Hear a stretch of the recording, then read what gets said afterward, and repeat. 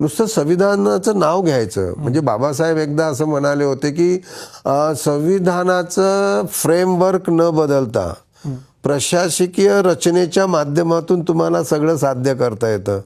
संविधान आहे ते आपल्या ठिकाणी आहे. संविधान स्वतःहून काही करणार नाही, त्याला आपल्याला करायला लागतं, त्या उद्देशाप्रमाणे उचलावं लागते. नाही तर ठेवून दिलं पुस्तक संविधानाचं किंवा त्याची पूजा केल्याने काय होणार नाही.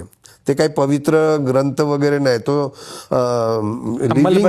लिव्हिंग म्हणजे जिवंत माणसाला जिवंत ठेवणारं डॉक्युमेंट आहे. तर त्यामुळे संविधानाकडे त्या भूमिकेतून बघितलं पाहिजे. पण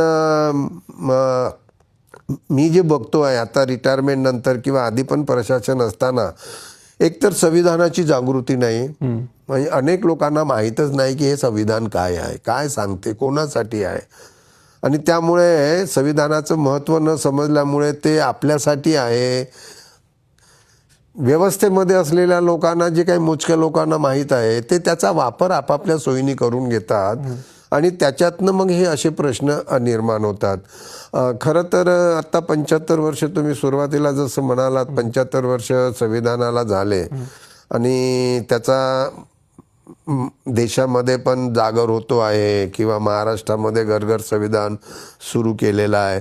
तर हे जरी सगळं असलं तरी संविधानाची खरी अंमलबजावणी, लेटर अँड स्पिरिट ज्याला म्हणतो आपण, ती जी व्हायला पाहिजे, ती मानसिकता, ती इच्छाशक्ती, ती राज्यकर्त्यांमध्ये आणि प्रशासनातले जे उच्च पदस्थ आहेत त्यांच्यात मध्ये ती आजही ती आलेली नाही.